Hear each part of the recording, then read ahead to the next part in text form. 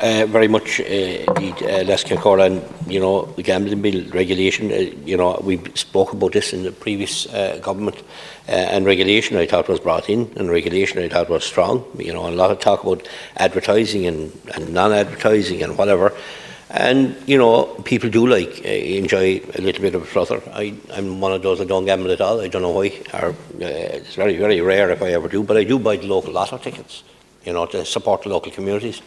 When I do a lot of clinics in pubs throughout West Cork and Durris, Bantry, and as you go along Clonakilty, you meet local organisations that are doing their lottos, and I need to study this more. But there is talks that there's some movement that you're trying to carry out in relation to local community fundraising. That's a very, very dangerous area to go into, Minister. That's an area that people are actually doing your work.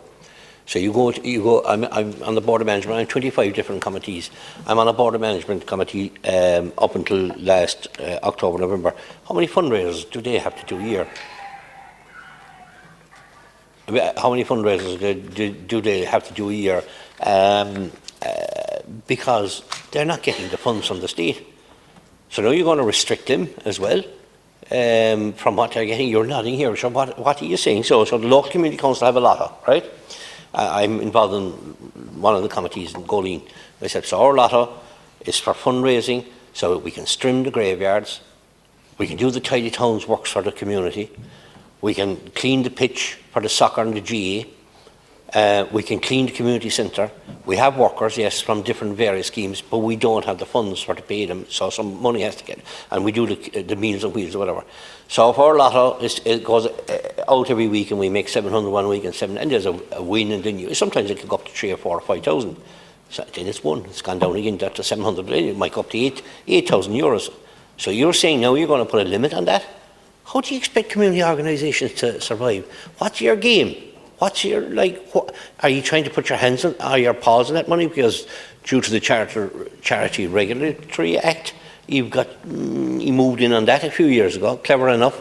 Any organisation that was anyway weak, and organisations are brilliant sometimes they go down a bit, they don't have the same community activity, and the monies was taken back through the Charity Regulatory Act, and a lot of communities lost money. And I remember that time asking them that if we'd say there was a community group in Ballydehob lost that money, that should at least stay back with other community groups in the same area, but they refused that at the time. So it's like kind of going into head state. But I'm asking, the question is, there's school fundraisers, there's community councils fundraisers, there's GA fundraisers, there's soccer fundraisers, there's lottos, there's Cancer Connect. I could keep going on here forever and involve in most of them. So you mean now today you're going to put in a new law in relation to these? And what kind of a law is that going to be? Is that going to allow them to carry on the functions that they ever did, the fundraising that they ever did? Well, why do you need to change? So they're not doing anything wrong.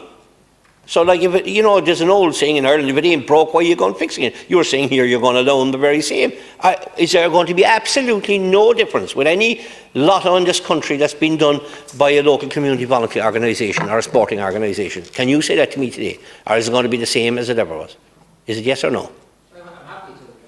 Yeah, well, I'd like you to address that question, because it's a very serious matter. If there is going to be any change, that means it's not staying the same. And these organisations are totally and utterly dependent on this.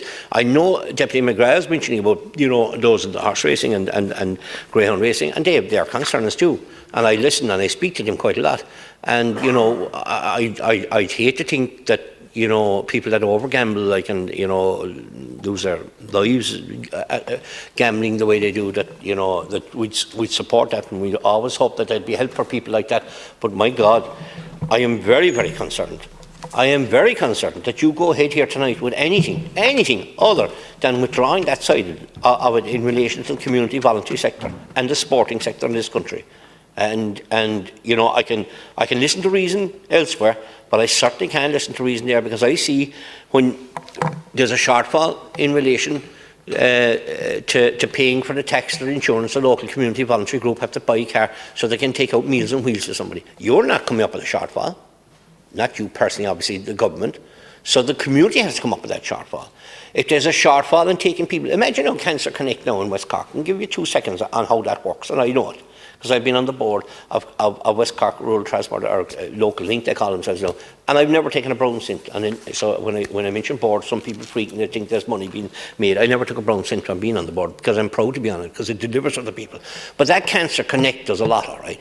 So the only way, they do not charge the patient to take them from places like Castleton-Bear, Goleen, all through West Cork, Bandon, Clonakilty, all the way up. They take them all the way to Cork for their cancer treatment every day and bring them home. No charge whatsoever. But there is a lotto going.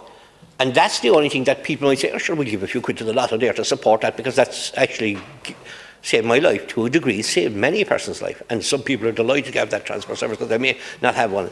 Now you're saying that there's going to be absolutely no change to that. So if they decide, if it isn't one and it goes up to €10,000, you're saying there's going to be no change to that. I think you're wrong here. I think there is going to be a change. And you can't shovel that in under the mat and get away with it. Because the government are already after promising to a deputy in West Cork, Fianna Fáil deputy has promised Cancer Connect. Is it 50,000? It's never come. And they continue to promise and continue to promise and continue to promise for funding that never arrived. It will be dished out again another few times to try and see can I win a seat. But that's misleading people, because I know the facts, it hasn't come yet, but maybe it will. But anyway, it's gone on for the last 12 months. But the point I'm trying to make is you cannot take money from organisations that are delivering. And that's what you're going to do if you're going to disrupt it. It's all it is another layer of bureaucracy. Someone sitting around the table doing something voluntary, saying, what have we got to do to try and survive? What have we got to do and try to survive? You have no idea what happens in the places like the Balladahobs, the Bandons, the Clonakilty, the Bantries. They're every day out there.